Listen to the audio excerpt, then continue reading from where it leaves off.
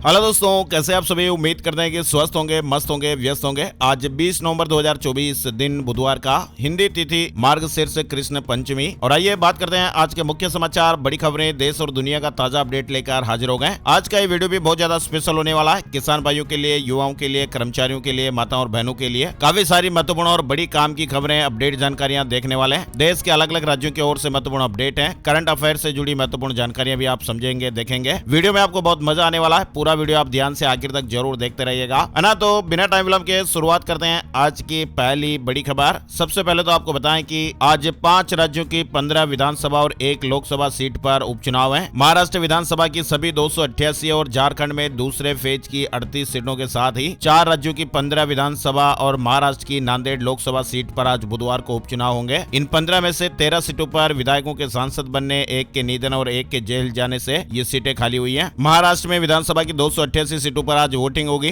BJP 149 और कांग्रेस 101 सीटों पर चुनाव लड़ रही है। 6 बड़ी पार्टियों समेत 158 दल मैदान में है। इधर झारखंड में भी 38 सीटों पर आज वोटिंग हो रही है। सीएम हेमंत सोरेन, बाबूलाल मरांडी समेत कई दिग्गज आज चुनावी मैदान में है। उत्तर प्रदेश में 9 सीटों पर आज उपचुनाव हो रहे हैं। चुनावी अपडेट के बाद आगे बढ़ते हैं। बड़ी खबर देखिए, G20 में पीएम मोदी बोले, जंग से दुनिया में खाने का संकट, गरीब देशों पर इसका सबसे ज्यादा असर हो रहा है। ब्राजील की राजधानी रियो डी जेनेरियो में सोमवार को G20 समिट के पहले दिन पीएम नरेंद्र मोदी ने वर्ल्ड लीडर से द्विपक्षीय मुलाकातें की। मोदी ने फ्रांस के राष्ट्रपति इमैनुअल मैक्रों, ब्रिटिश के प्रधानमंत्री कीर स्टारमर और इटली की प्रधानमंत्री जॉर्जिया मेलोनी, पुर्तगाल के प्रधानमंत्री लुइस मोंटेनेग्रो, इंडोनेशिया के राष्ट्रपति प्रबोवो सुबियांतो और नॉर्वे के प्रधानमंत्री जोनास गेर स्टोर से द्विपक्षीय मुद्दों पर बातचीत की है। G20 समिट के दौरान प्रधानमंत्री मोदी ने अमेरिका के राष्ट्रपति जो बाइडेन से भी मुलाकात की। पीएम मोदी ने चिली और अर्जेंटीना के राष्ट्रपति से भी मुलाकात की और कई महत्वपूर्ण मुद्दों पर चर्चा हुई है। वहीं ब्राजील में G20 के शिखर सम्मेलन के दौरान मंगलवार को विदेश मंत्री एस जयशंकर ने अपने चीनी समकक्ष वांग जी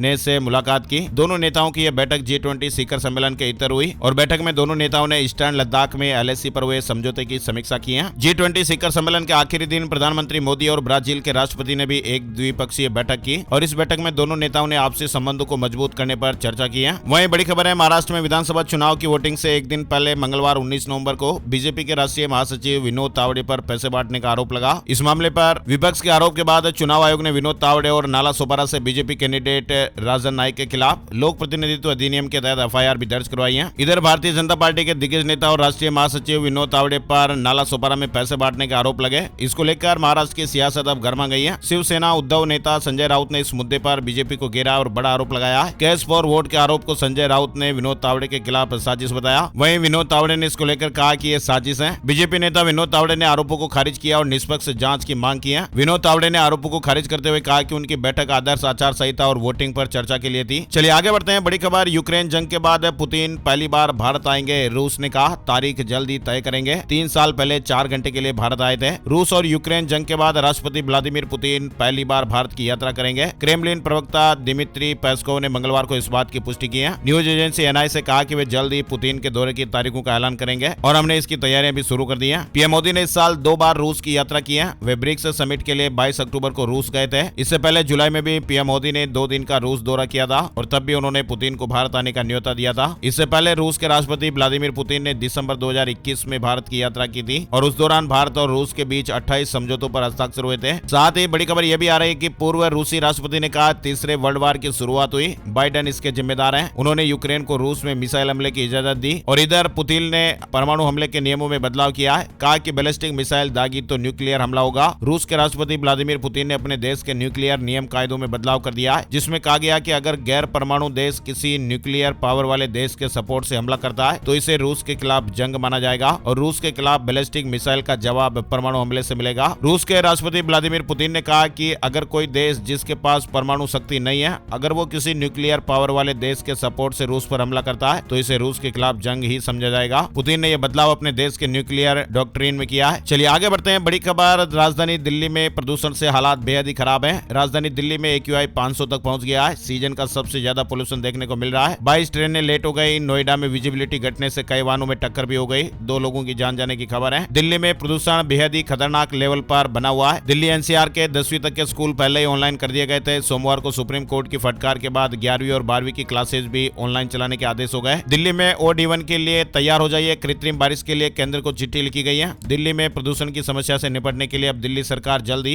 OD1 नियम लागू कर सकती है। पर्यावरण मंत्री गोपाल राय ने संकेत दिए कि अगर जल्द ही वायु गुणवत्ता सूचकांक AQI में सुधार नहीं हुआ तो ये कदम उठाया जा सकता है। सरकार प्रदूषण को कम करने के लिए हर संभव प्रयास कर रही है। गोपाल राय ने कहा कि हम हर चीज की बारीकी से जांच कर रहे हैं। वहीं कृत्रिम बारिश को लेकर भी संकेत दिए गए। इधर सुप्रीम कोर्ट ने दिल्ली NCR में बढ़ते प्रदूषण के मद्देनजर अदालतों को हाइब्रिड मोड में काम करने का आदेश दिया है। वकीलों को फिजिकल या वर्चुअल उपस्थिति का विकल्प भी दिया गया और किसी भी वकील की अनुपस्थिति के कारण मामला खारिज नहीं होगा। दिल्ली में बढ़ते प्रदूषण पर सुप्रीम कोर्ट के इस तरह से निर्देश भी जारी हुए हैं। हरियाणा में 11 जिलों में 12वीं तक स्कूल बंद कर दिए गए हैं। कक्षा 1 से 5वीं तक छुट्टी। प्रदूषण बढ़ने पर 2 जगह वर्क फ्रॉम होम की एडवाइजरी भी जारी हो गई है। हरियाणा में भी प्रदूषण से बिगड़ते हालातों के बीच सरकार ने सभी डिप्टी कमिश्नरों को सरकारी और प्राइवेट स्कूलों में 12वीं तक की छुट्टी करने के अधिकार दे दिए हैं। सरकार के आदेश के बाद 11 जिलों में 12वीं तक के स्कूल बंद कर दिए गए। इनमें गुरुग्राम, फरीदाबाद, नुह, झज्जर, रोहतक, रेवाड़ी, भिवानी, महेंद्रगढ़, चरखी दादरी, पानीपत और सोनीपत शामिल है। इसके अलावा जींद में 5वीं तक के स्कूल बंद किए जा चुके हैं। फरीदाबाद में वर्क फ्रॉम होम की एडवाइजरी जारी हुई है। डीसी ने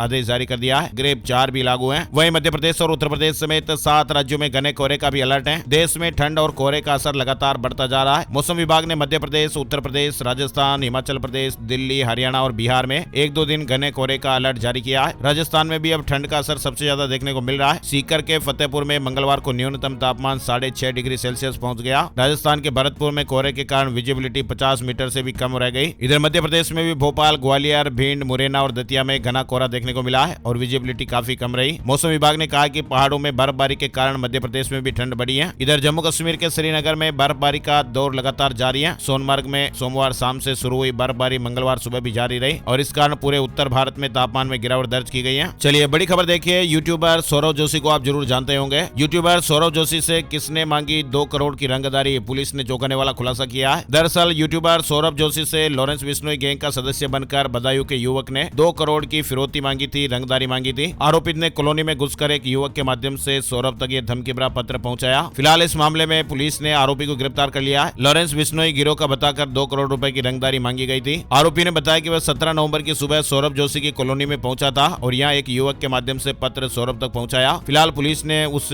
आरोपी व्यक्ति को कोर्ट में पेश कर उसे जेल भेज दिया है। बताया जा रहा है कि वो व्यक्ति होटल का सिक्योरिटी गार्ड भी रह चुका है। उसकी नौकरी चली गई थी और ज्यादा पैसे कमाने के लिए सौरभ को धमकी दी। और बड़ी खबर देखिए। मणिपुर में मारे गए कुकी उग्रवादियों के समर्थन में प्रदर्शन। सैकड़ों लोग खाली ताबूत लेकर सड़कों पर उतर आए। मणिपुर में 11 नवंबर को सुरक्षा बलों से मुठभेड़ में मारे गए 10 कुकी उग्रवादियों के लिए न्याय की मांग करते हुए कुकी समुदाय लगातार प्रदर्शन कर रहा है। इधर देखिए असम से बड़ी खबर आ रही है। असम सरकार ने करीमगंज जिले का नाम बदल दिया है। अब नया नाम होगा श्रीभूमि। मुख्यमंत्री हिमंत बिस्वा शर्मा ने कहा कि असम सरकार ने मंगलवार को बराक घाटी में स्थित करीमगंज जिले का नाम बदलकर श्रीभूमि करने का फैसला किया है। ये निर्णय राज्य मंत्रिमंडल की बैठक में लिया गया। बड़ी खबर एलन मस्क की स्पेसएक्स ने लॉन्च किया भारत का सैटेलाइट। आखिर इंडिया के लिए क्या क्या काम करेगा यह उपग्रह। भारतीय अंतरिक्ष अनुसंधान संगठन यानी इसरो ने एलन मस्क की कंपनी स्पेसएक्स की मदद से एक महत्वपूर्ण सैटेलाइट को लॉन्च किया है। जिस सैटेलाइट को लॉन्च किया गया है उसे GSAT-N2 के नाम से जाना जाता है और इस कमर्शियल सैटेलाइट का वजन 4700 किलोग्राम है और इसे दूर दराज के क्षेत्रों में ब्रॉडबैंड सेवाएं, साथ ही यात्री विमानों के लिए उड़ान के दौरान इंटरनेट सेवाएं प्रदान करने के लिए डिजाइन किया गया। इस सैटेलाइट को अमेरिका में फ्लोरिडा के कैप केनावेरल में स्थित लॉन्च कॉम्प्लेक्स से अंतरिक्ष में भेजा गया। अच्छा, इसरो को क्यों स्पेसएक्स की जरूरत पड़ी, तो इसको लेकर भी एक रिपोर्ट आ रही है जिसमें बताया जा रहा है कि वर्तमान में इसरो के पास 4700 किलोग्राम तक के पेलोड को लॉन्च करने में सक्षम रॉकेटों की कमी है। भारत के लॉन्चिंग यान LVM-3 की क्षमता 4000 किलो तक है, लेकिन इस लॉन्च की आवश्यकताएं इसरो की क्षमताओं से अधिक थी। इसी कारण इस मिशन के लिए स्पेसएक्स फाल्कन 9 रॉकेट को चुना गया। बड़ी खबर देखिए। किरेन रिजिजू ने बुलाई सर्वदलीय बैठक। शीतकालीन सत्र से पहले मीटिंग होगी। केंद्रीय मंत्री किरेन रिजिजू ने शीतकालीन सत्र से पहले 24 नवंबर को सर्वदलीय बैठक बुलाने की घोषणा की है। शीतकालीन सत्र की शुरुआत 25 नवंबर से होगी और सत्र का आयोजन 20 दिसंबर तक किया जाएगा। और कोलकाता से फर्जी दस्तावेजों के जरिए भारत में घुसे थे कर्नाटक में पकड़े गए 6 बांग्लादेशी। बड़ी खबर है। कर्नाटक के चित्रदुर्गा शहर में पुलिस ने अवैध तरीके से रह रहे 6 बांग्लादेशी नागरिकों को अरेस्ट किया है और ये बांग्लादेशी नागरिक अवैध रूप से भारत में घुसे थे और फर्जी दस्तावेजों के आधार पर यहाँ रह रहे थे। इनके पास फर्जी आधार कार्ड, मतदाता पहचान पत्र, श्रमिक card, bank passbook, pan card और पासपोर्ट भी बरामद हुए हैं। इधर खबर है कि फेक पासपोर्ट के साथ शारजाह से इंदौर पहुंचा एक यात्री। एयरपोर्ट पर उसकी गिरफ्तारी हो गई है। यात्री रविवार की रात शारजाह यानी UAE से इंदौर पहुंचा था। आरोपी के पास से 2 भारतीय पासपोर्ट बरामद हुए हैं। इधर व्हाट्सएप पर 100 करोड़ के ऑनलाइन ट्रेडिंग स्कीम का भी भंडाफोड़ हुआ है। पुलिस ने एक चाइनीज को गिरफ्तार किया है। दिल्ली के सादरा साइबर पुलिस ने 43.5 लाख रुपए के साइबर धोखाधड़ी मामले में एक चीनी नागरिक चैन जिन को गिरफ्तार किया है और जांच के दौरान ये पता चला कि आरोपी कई राज्यों में 100 करोड़ रुपए से अधिक के ऑनलाइन ट्रेडिंग स्कीम में शामिल है। चलिए बड़ी खबर देखिए, टेलीकॉम सेक्टर से बीएसएनएल ने बड़ा अपडेट दिया है। तैयारियां पूरी होते ही यूजर्स को 5G की सेवाएं मिलने लगेगी, बस इंतजार है। अभी हाल ही में बीएसएनएल ने मुंबई और दिल्ली में 4G नेटवर्क के लॉन्च को टीज किया है, लेकिन कंपनी ने यह नहीं बताया कि वह ये सेवाएं किन शहरों में पहले लॉन्च करेगी। फिलहाल सरकारी टेलीकॉम कंपनी बीएसएनएल लगातार अपने को अपग्रेड करने में जुटी हुई है। प्राइवेट कंपनियों के मुकाबले बीएसएनएल अपने रिचार्ज प्लान बेहद ही सस्ते कर रही है और कंपनियां बहुत ही जल्द अपनी 5G सेवाएं भी रोल आउट करने की तैयारी में है। बड़ी खबर, राजधानी दिल्ली से विधानसभा का सत्र 29 नवंबर से हंगामेदार होने के आसार हैं। चुनावी सरगर्मी के बीच दिल्ली विधानसभा सत्र का ऐलान किया गया है और ये सत्र 29 नवंबर और 3 दिसंबर को आयोजित किया जाएगा। चलिए आगे बढ़ते हैं। बड़ी खबर, विचाराधीन कैदियों की रिहाई पर सुप्रीम कोर्ट सख्त हो गया है। उत्तर प्रदेश समेत कई राज्यों को फटकार भी लगाई है। सुप्रीम कोर्ट ने कैदियों की रिहाई को लेकर राज्यों के लचर रवैये पर नाराजगी जताई। अदालत ने कहा कि उत्तर प्रदेश की जेलों में ऐसे करीब 1000 से ज्यादा विचाराधीन कैदी होंगे जो सजा की सीमा पार कर चुके होंगे। ये बात अलग है कि वकील कह रहे हैं कि संख्या कम है, लेकिन इसमें कोई फर्क नहीं पड़ता है। अगर जेल में बंद एक भी व्यक्ति विचाराधीन है तो उसके लिए प्रावधान है, उसकी स्वतंत्रता को सीमित नहीं किया जा सकता। वहीं देखिए, इस राज्य में शुरू हुआ भारत का पहला ऑनलाइन कोर्ट। करंट अफेयर से जुड़े पेपर में सवाल बन सकता है। IBPS, बैंकिंग परीक्षाएं, SSC, रेलवे के एग्जाम में इससे संबंधित सवाल भी आ सकता है। जीके या करंट अफेयर से जुड़ा सवाल बन सकता है। भारत का पहला ऑनलाइन कोर्ट केरल के कोलम में शुरू हुआ है और देश के इस पहले ऑनलाइन कोर्ट ने काम करना भी शुरू कर दिया है। ये कोर्ट 24 घंटे चलेगा। इसमें इस महीने की 20 तारीख से मामलों पर सुनवाई होनी भी शुरू हो जाएगी, यानी कि आज से ही। देश का पहला 24 घंटे चलने वाला ऑनलाइन कोर्ट केरल के कोलम में शुरू कर दिया गया है। बुधवार आज 20 नवंबर से इस कोर्ट में मामलों की सुनवाई भी होगी। कोर्ट में सेटलमेंट एक्ट के तहत चेक मामलों की भी सुनवाई होगी और कोर्ट की सबसे बड़ी खासियत यह है कि इसमें 24 घंटे सुनवाई होगी। अदालत में एक मजिस्ट्रेट और 3 कर्मचारी होंगे। चलिए बड़ी खबर, कर्मचारियों को वेतन न देने वालों पर करें कार्रवाई, नहीं तो करेंगे निलंबित। दिल्ली हाई कोर्ट ने सरकार को फटकार लगाई है। वन स्टाफ सेंटर के कर्मचारियों का कई महीनों से वेतन नहीं मिलने पर दिल्ली हाई कोर्ट ने सुनवाई करते हुए दिल्ली सरकार पर तीखी टिप्पणी की। कहा कि कर्मचारियों को वेतन जारी नहीं करने वाले अधिकारियों को तुरंत निलंबित किया जाए, नहीं तो फिर हम कार्रवाई करेंगे। खुशखबरी आ रही है, कनाडा ने भारतीयों के लिए कर दी मौज। जब वर्क परमिट के बिना सप्ताह में 24 घंटे काम कर सकेंगे छात्र। कनाडा सरकार ने भारतीय छात्रों के लिए बड़ी राहत की खबर दी है। अब भारतीय छात्र कनाडा में पढ़ाई के साथ साथ हर हफ्ते 24 घंटे काम कर सकेंगे। इससे पहले छात्रों को बिना वर्क परमिट के केवल 20 घंटे काम करने की अनुमति थी। तिरुपति मंदिर में लाइन की टेंशन खत्म, नियमों में बदलाव हुआ है। अब 2 घंटे में दर्शन हो जाएंगे। VIP कोटा भी खत्म, मतलब तिरुपति मंदिर में अब लाइन में लगने की टेंशन खत्म हो गई है। देवस्थानम बोर्ड ने श्रद्धालुओं के हित में फैसला लेते हुए नए नियम बनाए हैं, जिसके तहत अब सभी भक्त 2 घंटे में ही दर्शन कर लेंगे। आंध्र प्रदेश के तिरुमला स्थित तिरुपति मंदिर में दर्शन व्यवस्था बदल ली जा रही है। श्रद्धालुओं की बढ़ती संख्या को देखते हुए तिरुमला तिरुपति देवस्थानम बोर्ड ने यह फैसला लिया है। आर्टिफिशियल इंटेलिजेंस और अत्याधुनिक टेक्नोलॉजी की मदद से नई दर्शन व्यवस्था बनाई जाएगी। अभी क्या होता है, तिरुपति मंदिर में अभी दर्शन में 20 से 30 घंटे लग जाते हैं, क्योंकि हर दिन करीब 1 लाख तक श्रद्धालु पहुंचते हैं। इसके अलावा एक और बड़ा अपडेट आ रहा है, तिरुपति बालाजी ट्रस्ट से गैर हिंदू कर्मचारियों की छुट्टी होगी, स्वैच्छिक सेवानिवृत्ति ले सकेंगे। दरअसल तिरुमला तिरुपति देवस्थानम ट्रस्ट बोर्ड ने मंगलवार को एक प्रस्ताव पारित किया। एक प्रस्ताव में गैर हिंदू कर्मचारियों को ट्रस्ट से हटाने की बात कही है। अब आंध्र प्रदेश सरकार को बोर्ड पत्र लिखेगा और इस संबंध में उचित निर्णय लेने का अनुरोध करेगा। चलिए बड़ी खबर आंध्र प्रदेश से आ रही है, 2 से ज्यादा बच्चे वाले भी लड़ सकेंगे निकाय चुनाव। विधानसभा में बिल पास हुआ है। आंध्र प्रदेश में जनसंख्या वृद्धि को नियंत्रित करने के लिए साल 1994 में नगर निगम नियम लागू किए गए थे, जिसके तहत 2 से अधिक बच्चों वाले लोगों के शहरी स्थानीय निकाय चुनाव लड़ने पर प्रतिबंध लगा दिया गया था। लेकिन अब आंध्र प्रदेश विधानसभा ने सोमवार को उस विधेयक को मंजूरी दे दी है, जिसमें 2 से अधिक बच्चों वाले लोगों को भी शहरी स्थानीय निकाय चुनाव में चुनाव लड़ने का अधिकार देने का प्रावधान है। बड़ी खबर देखिए, जिस संकट से दुनिया में आ सकती है तबाही, उसके लिए पहले से अलर्ट हो रहा अमेरिका। एलन मस्क ने बड़े संकेत दिए हैं। अमेरिका के अरबपति कारोबारी एलन मस्क कुछ दिनों से लगातार आबादी संकट को लेकर चिंता जता रहे हैं। हालांकि वे कई सालों से ज्यादा बच्चे पैदा करने की वकालत करते रहे, लेकिन अब जबकि वे ट्रंप सरकार का हिस्सा बनने जा रहे हैं, ऐसे में उनके बयानों को अमेरिका की अगली सरकार की नीतियों का संकेत माना जा रहा है। आपको बताएं, दुनिया का सबसे अमीर शख्स एलन मस्क की सबसे बड़ी टेंशन क्या है? उन्हें रुपए पैसे, कारोबार या निवेश की चिंता नहीं है, बल्कि उनकी असली चिंता है घटती हुई आबादी। अमेरिका की नई सरकार में महत्वपूर्ण जिम्मेदारी संभालने जा रहे एलन मस्क घटते जन्म दर को दुनिया की सबसे बड़ी समस्या मानते हैं और यही वजह है कि वह लोगों से ज्यादा बच्चे पैदा करने की अपील कर रहे हैं। एलन मस्क के खुद 12 बच्चे और उनका कहना है कि दुनिया में उच्च IQ वाले लोगों को अधिक से अधिक बच्चे पैदा करने चाहिए। दरअसल एलन मस्क का मानना है कि आबादी संकट जलवायु संकट से भी बड़ा खतरा है और इससे निपटने के लिए जन्म दर बढ़ाने की जरूरत है। वहीं देखिए, अमेरिका ने 60,000 से ज्यादा एक्स्ट्रा H-2B वीजा की घोषणा की है। ये वीजा अमेरिकी सरकार की ओर से हर साल अनिवार्य किए जाने वाले 66,000 H-2B वीजा का सप्लीमेंट होंगे। वहीं देखिए, किंग कोबरा का एक बड़ा सीक्रेट अपडेट आया है। भारतीय वैज्ञानिकों ने 12 साल की रिसर्च से 188 साल पुरानी मान्यता को तोड़ दिया है। भारतीय वैज्ञानिकों ने एक बड़ी खोज की है। 12 साल की रिसर्च के बाद पता चला कि किंग कोबरा एक नहीं बल्कि 4 अलग अलग प्रजातियों का समूह है और इस शोध ने दुनिया के सबसे जहरीले सांपों में से एक किंग कोबरा के बारे में 188 साल पुरानी धारणा को तोड़ दिया है। रिसर्च के बाद कोबरा की 4 अलग अलग प्रजातियों की पहचान हुई है। चलिए आरक्षण से जुड़ी एक बड़ी खबर आ रही है हरियाणा से। हरियाणा की पंचायतों और निकायों में अब पिछड़ा वर्ग ए की तरह बी को भी आरक्षण। विधानसभा में विधेयक पारित हुआ है। हरियाणा में पंचायती राज संस्थाओं और स्थानीय निकायों में अब पिछड़ा वर्ग ए बीसी ए की तरह पिछड़ा वर्ग बी यानी बीसी बी को भी आरक्षण मिलेगा। हालांकि बीसी ए को जहां 8% आरक्षण दिया जा रहा है, वहीं बीसी बी को 5% आरक्षण दिया जाएगा। सोमवार को विधानसभा में इस संबंध में विधेयक पारित कर दिया गया है। शराबी पति को नियंत्रित करना पुलिस का काम नहीं, हाईकोर्ट ने खारिज की पीड़ित महिला की याचिका।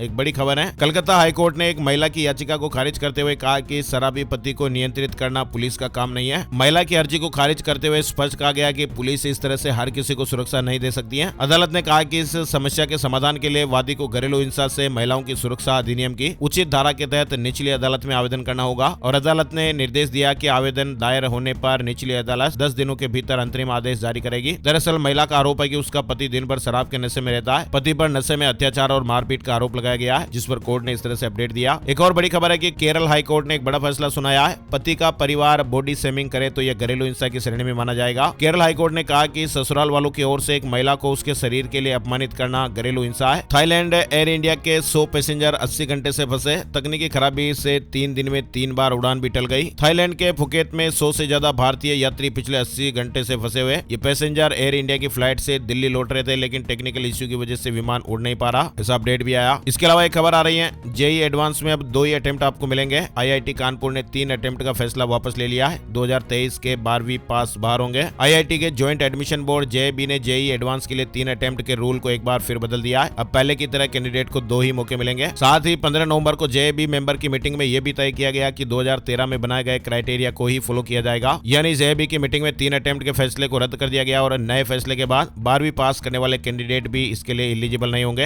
हालांकि 21 सितंबर 2023 के बाद जिन कैंडिडेट्स का रिजल्ट जारी हुआ है वो इसके लिए एलिजिबल होंगे। शेयर मार्केट न्यूज अपडेट की बात करते हैं। सेंसेक्स ने 240 अंक की तेजी के साथ 77,578 के स्तर पर बंद हुआ। निफ्टी 65 अंक चढ़ा और ये 23,518 पर बंद हुआ। साथ ही एक बड़ी खबर आ रही है, आंध्र प्रदेश के एक सरकारी स्कूल के प्रिंसिपल ने देरी से आने पर 18 छात्राओं के बाल काट दिए। मीडिया रिपोर्ट्स के मुताबिक प्रिंसिपल ने नाराज होकर सजा के तौर पर बाल काटे, धूप में खड़े करके पिटाई भी की। फिलहाल मामला सामने आने के बाद वहां के कलेक्टर ने आरोपी प्रिंसिपल को सस्पेंड कर दिया और आगे की जांच की जा रही है। टीवीएस अपाचे RTR 160 4V का नया वेरिएंट लॉन्च हो गया है। वहीं देखिए एक बड़ी खबर जो अलर्ट करने वाली है। गुजरात के सूरत में फर्जी डॉक्टरों ने एक हॉस्पिटल खोल लिया और ये डॉक्टर्स शराब के साथ पकड़े गए थे। सूरत में फर्जी डॉक्टरों का अस्पताल 24 घंटे में सील, रजिस्ट्रेशन भी नहीं। फिलहाल जांच चल रही है। पंजाब सीएम ने कहा कि पंचायतों को फंड की कमी नहीं होगी। विकास से जुड़े प्रस्ताव पारित करने की सलाह दी। 422 पंचों को शपथ भी दिलाई। इधर मध्य प्रदेश में टैक्स फ्री होगी film the Sabarmati report. CM ने कहा खुद देखने जाऊंगा, मंत्री और विधायकों को भी भेजेंगे। पीएम मोदी भी तारीफ कर चुके हैं। और मध्य प्रदेश में 5 साल में 2.5 लाख सरकारी नौकरी मिलेगी। सरकार ने सालाना भर्ती का फॉर्मूला तय किया है। एग्जाम कैलेंडर भी जारी होगा। संकल्प पत्र 2024 में रोजगार के अवसर को लेकर वित्त विभाग ने नए निर्देश जारी किए हैं। इधर देखिए श्री कृष्ण जन्मभूमि ईदगाह मामले में 3 घंटे सुनवाई चली। हाई कोर्ट में 28 नवंबर को फिर सुनवाई होगी। नई बेंच ने दोनों पक्षों की बातें सुनी है। इधर एक बड़ी खबर देखिए आप, वाराणसी में खड़ी लग्जरी कार पर बंदर साहब गिर गए और गाड़ी का सनरूफ टूट गया और बंदर साहब सीधे कार के अंदर। सीसीटीवी में ये घटना कैद हो गई, इसलिए आप तक पहुंच पाई है। वाराणसी में बंदर के गिरने का ये वीडियो सामने आया। हालांकि इस दौरान बंदर वहां से निकलकर फरार हो गया। गाड़ी के मालिक ने जानकारी में बताया कि करीब 50,000 रुपए का नुकसान हो गया और ये बंदर 4थी मंजिल से गिरा था। चलिए बड़ी खबर, कर्नाटक में मारा गया खूंखार नक्सली 20 साल से एंटी नक्सल फोर्स से तलाश कर रही थी। मलेशिया से भारत आ रही फ्लाइट में एक महिला की जान चली गई, हार्ट अटैक आ गया। कुआलालंपुर से तमिलनाडु के चेन्नई आ रही एक अंतर्राष्ट्रीय उड़ान में चालक दल ने महिला को विमान में बेहोश पाया था और जब महिला की जांच की गई तो पता चला दिल का दौरा पड़ने से उसकी जान चली गई। बिहार की यात्रा पर निकलेंगे मुख्यमंत्री नीतीश कुमार। महिला संवाद कार्यक्रम के लिए 225 करोड़ मंजूर हुए हैं। कैबिनेट की बैठक में 9 एजेंडों पर मुहर लगी है। बिहार में सीएम नीतीश कुमार की अध्यक्षता में कैबिनेट की महत्वपूर्ण बैठक हुई और इस दौरान कुल 9 एजेंडों पर मुहर लगी है। शीतकालीन सत्र के बाद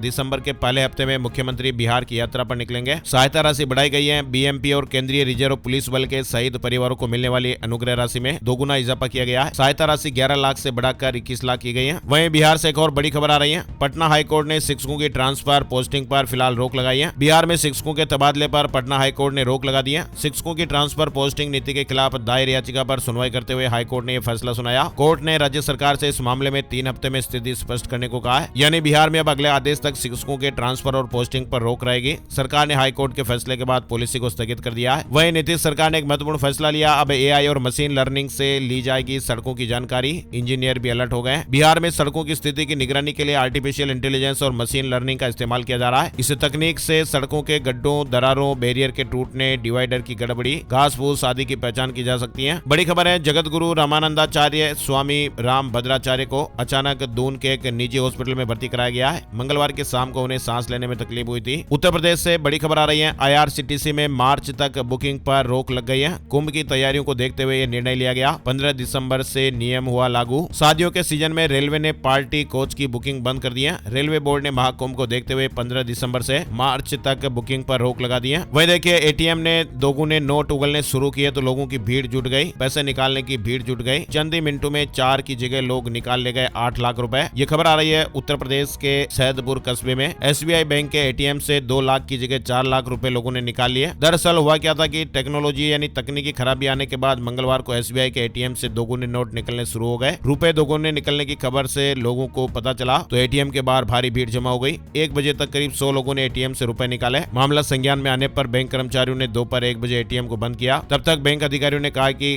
काफी लोग बैंक से पैसे ATM से निकाल चुके थे। अब बैंक अधिकारी कह रहे हैं कि ग्राहकों से रिकवरी नोटिस भेजकर वसूली की जाएगी। हो क्या रहा था कि 10,000 रुपए निकाल रहे हैं और 20 निकल रहे थे, तो इसलिए माहौल बन गया। टेक्निकल कोई इश्यू था ना। और उत्तर प्रदेश रोडवेज से जुड़ा अपडेट आ रहा है, ड्राइवर बनने का सुनहरा मौका। एक साथ 7,188 चालकों की भर्ती होगी। यूपी परिवहन निगम में ड्राइवर के पदों पर बंपर भर्तियां होने जा रही हैं। परिवहन मंत्री दयाशंकर सिंह ने बताया कि विभाग में 7,188 चालकों की सुविधा पर भर्ती होगी। उत्तर प्रदेश से जुड़ा एक और अपडेट है, लखनऊ में बनेगी देश की पहली नाइट सफारी। 900 एकड़ में विस्तार होगा। सितंबर 2026 तक इसे शुरू करने का निश्चय किया गया है। ये देश की पहली और विश्व की 5वीं नाइट सफारी होगी। उत्तर प्रदेश की राजधानी में जंगल सफारी बनने जा रही है। वहीं देखिए, CM योगी आदित्यनाथ आज 20 नवंबर को अयोध्या में रहेंगे। राम मंदिर में निर्माण कार्य का भी निरीक्षण कर सकते हैं। चलिए, कुंभ मेले से जुड़ा अपडेट भी आपको बताते हैं। महाकुंभ मेला भारत के साथ ही पूरे विश्व में भी काफी लोकप्रिय है और ये मेला हर 12 साल में एक बार लगता है। साल 2025 में महाकुंभ मेला लगने जा रहा है। इससे पहले महाकुंभ मेला 2013 में लगा था। धार्मिक मान्यताओं के अनुसार महाकुंभ में शाही स्नान करने से सभी पापों से मुक्ति मिलती है। हर बार कुंभ मेला भारत की 4 पवित्र नदियों और 4 तीर्थ स्थानों पर ही आयोजित किया जाता है। लेकिन महाकुंभ मेले का आयोजन सिर्फ प्रयागराज, नासिक, हरिद्वार और उज्जैन में किया जाता है। सामान्य कुंभ मेला हर 3 साल में होता है। अर्ध कुंभ 6 साल में और पूर्ण कुंभ 12 साल में आयोजित किया जाता है। और वैसे आपको बताएं, महाकुंभ की पौराणिक कथा समुद्र मंथन से जुड़ी हुई है। एक कथा के अनुसार जब एक बार राक्षसों और देवताओं के बीच समुद्र मंथन हुआ तो इस दौरान मंथन से निकले सभी रत्नों को आपस में बांटने का फैसला हुआ। सभी रत्नों को राक्षसों और देवताओं ने आपसी सहमति से बांट लिए, लेकिन इस दौरान निकले अमृत के लिए दोनों पक्षों के बीच युद्ध छिड़ गया। और ऐसे में असुरों से अमृत को बचाने के लिए भगवान विष्णु ने अमृत का पात्र अपने वाहन गरुड़ को दे दिया। असुरों ने जब देखा कि अमृत गरुड़ के पास है तो वे इसे छीनने का प्रयास करने लगे थे और इस छीना झपटी में अमृत की कुछ बूंदें धरती की 4 जगहों पर यानी प्रयागराज, हरिद्वार, उज्जैन और नासिक में गिरी। जहां जहां पर यह बूंदें गिरी थी, आज वहीं पर 12 सालों के अंतराल में कुंभ मेले का आयोजन होता है। समुद्र मंथन के दौरान देवताओं और राक्षसों के बीच अमृत पाने को लेकर 12 दिनों तक लड़ाई चली थी। वहीं शास्त्रों के अनुसार देवताओं के 12 दिन मनुष्य के 12 वर्षों के समान होते हैं। इसीलिए महाकुंभ,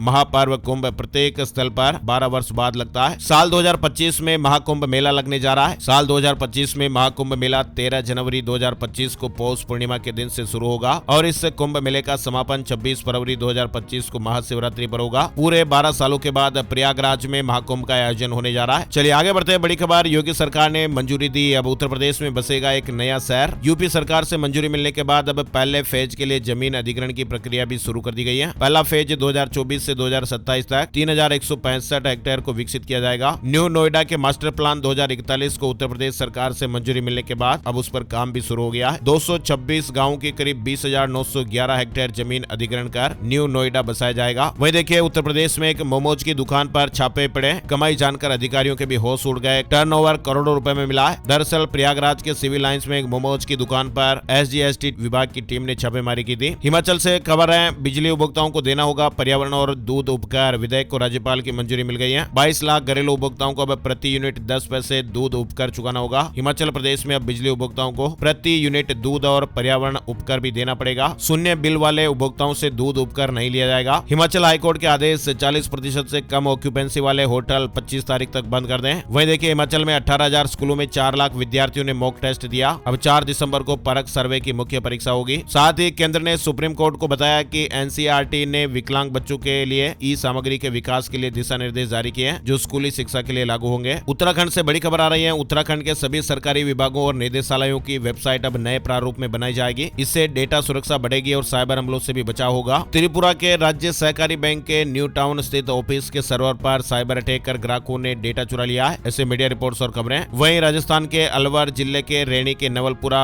मोरोड कला गांव के निवासी जितेंद्र सिंह तंवर को जम्मू कश्मीर के पुंछ राजौरी इलाके में शहीद होने के 7 महीने बाद शहीद का दर्जा दिया गया है। जितेंद्र राजस्थान के पहले अग्निवीर शहीद हैं। परिवार को 2 करोड़ रुपए भी मिलेंगे। वहीं देखिए मध्य प्रदेश में अब बिना स्कूल बैग के होगी बच्चों की पढ़ाई। बैगलेस डे की नई पहल के पीछे बड़ा अपडेट भी आया है, यानी मध्य प्रदेश के स्कूलों में अब बच्चों को भारी भरकम बैग से राहत मिलने वाली है। राज्य सरकार ने कक्षा 6 से 8वीं तक के बच्चों के समग्र विकास के लिए हर महीने एक दिन बैगलेस डे मनाने का फैसला लिया है। इस दिन न तो किताबें होंगी और नई कॉपियां होंगी, मस्ती की पाठशाला लगेगी जिसमें बच्चे आर्ट क्राफ्ट, पेंटिंग और मिट्टी के खिलौने बनाने से लेकर खेती और लोक नृत्य जैसी एक्टिविटी में शामिल होंगे और सीखेंगे। दरअसल शिक्षा विभाग ने निर्देश दिए कि हर महीने कम से कम एक शनिवार को स्कूलों में बैगलेस डे मनाया जाएगा। हिमाचल प्रदेश में 22 तारीख से बारिश और बर्फबारी की संभावनाएं हैं। हिमाचल प्रदेश में 2 दिन बाद मौसम करवट बदल सकता है। 22 नवंबर से वेस्टर्न डिस्टर्बेंस एक्टिव होने से लाहौल स्पीति, चंबा, कांगड़ा और कुल्लू जिला की ऊंची चोटियों पर हल्की बर्फबारी और बारिश भी देखने को मिल सकती है। वहीं बिहार में अगले 3 से 4 दिनों में ठंड और बढ़ेगी। 19 जिलों में घने कोहरे का भी अलर्ट है। चलिए अब राज्यों की ओर से कुछ जरूरी अपडेट की जानकारी लेते हैं। राजस्थान के कर्मचारियों ने आंदोलन की चेतावनी दी है और कहा कि सरकार जल्द पूरी करे ये मांग। कर्मचारी संगठनों ने मुख्यमंत्री भजनलाल शर्मा को अपना मांग पत्र सौंपा है और कर्मचारियों ने कहा कि अगर शीघ्र इसे लागू नहीं किया गया तो प्रदेश भर में कर्मचारी आंदोलन करेंगे। दरअसल राजस्थान में पिछले 8 साल से 8, 16, 24 और 32 वर्ष के चयनित पदोन्नति का लाभ का इंतजार कर रहे राज्य कर्मचारियों का धैर्य अब जवाब दे रहा है। कर्मचारी संगठनों ने चयनित वेतनमान लाभ को लागू करने के लिए सरकार को आंदोलन की चेतावनी दी है। इधर राजस्थान के जहाजपुर कस्बे के बाजार छठे दिन भी बंद रहे।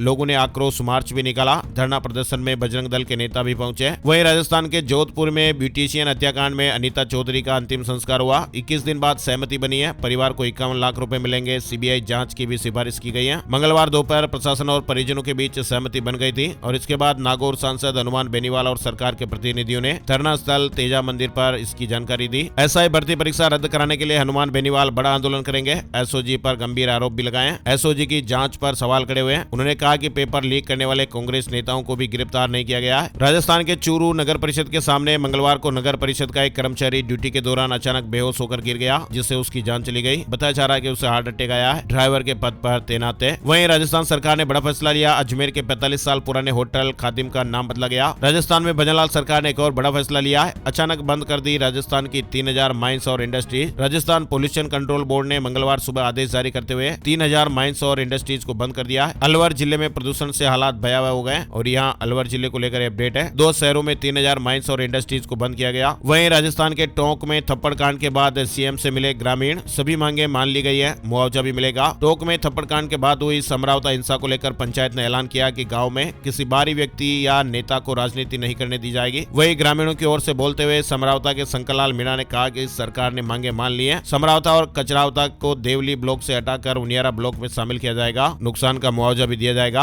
और केवलादेव राष्ट्रीय उद्यान में क्यूआर कोड से टिकट बुकिंग की सुविधा शुरू हो गई है। अब आपको लाइन में नहीं लगना पड़ेगा। अब पर्यटक आसानी से टिकट बुक कर सकते हैं। मध्य प्रदेश का पहला राज्य स्तरीय पुलिस अस्पताल बनकर तैयार। 23 नवंबर को सीएम उद्घाटन कर सकते हैं। यानी मध्य प्रदेश में पुलिस कर्मी और उनके परिजनों को बेहतर इलाज के लिए परेशान नहीं होना पड़ेगा। भोपाल में प्रदेश का पहला राज्य स्तरीय पुलिस अस्पताल बनकर तैयार हो गया है। आइए अब आपको बताते हैं gold price today, silver price today, सोने चांदी के भाव। सोने और चांदी की कीमतों में 19 नवंबर को बड़ी बढ़त देखने को मिली है। 10 ग्राम 24 कैरेट सोने का भाव 732 रुपए बढ़कर 75,540 रुपए पर पहुंच गया। चांदी में 1554 रुपए की बढ़ोतरी हुई है और 90,843 रुपए प्रति किलो पर रही। और आइए अब आपको बताते हैं कि सितारे क्या कुछ कह रहे हैं। आज का राशिफल। आज 20 नवंबर बुधवार के ग्रह नक्षत्र शुभ योग बना रहे हैं, जिससे वृष राशि के नौकरी पेशा लोगों को ट्रांसफर संबंधी अच्छी खबर मिल सकती है। कर्क राशि वालों को नौकरी से जुड़ी अच्छी खबर भी मिल सकती है। सिंह राशि वालों का बिजनेस में किया गया निवेश फायदेमंद रहेगा। कन्या राशि के लोगों को नौकरी में पदोन्नति के योग मिल रहे हैं। तुला राशि वालों के इनकम सोर्स बढ़ेंगे। धनु राशि के लोगों को सितारों का साथ मिल सकता है। मकर राशि के लोगों को नौकरी में महत्वपूर्ण जिम्मेदारी मिल सकती है। मिथुन राशि के लोग निवेश और लेन देन में सावधानी रखें। इनके अलावा बाकी राशियों पर सितारों का मिला जुला असर रहेगा। तो ये थे दोस्तों आज के मुख्य समाचार, बड़ी खबरें, हेडलाइंस और सुर्खियां अपडेट। वीडियो आपको कैसा लगा कमेंट करके जरूर बताइएगा और आपके राज्य और जिले का नाम भी कमेंट में जरूर लिखिए, ताकि आपके राज्य और जिले से जुड़ी काम की बड़ी खबरें भी हम वीडियो में शामिल करेंगे। साथ ही आपसे एक प्यार भरा सा निवेदन भी है, इस वीडियो को आप अपने यार दोस्तों के साथ, मिलने वालों के साथ, जान पहचान वालों के साथ फेसबुक और व्हाट्सएप पर भी जरूर शेयर कर दीजिए और एक लाइक का बटन भी दबा दीजिए, ताकि आपका प्यार और सपोर्ट हमें मिलता रहे। एक और नई जानकारी जानकारी और नए वीडियो में फिर मिलते हैं। तब तक के लिए जय श्री राम, जय हनुमान।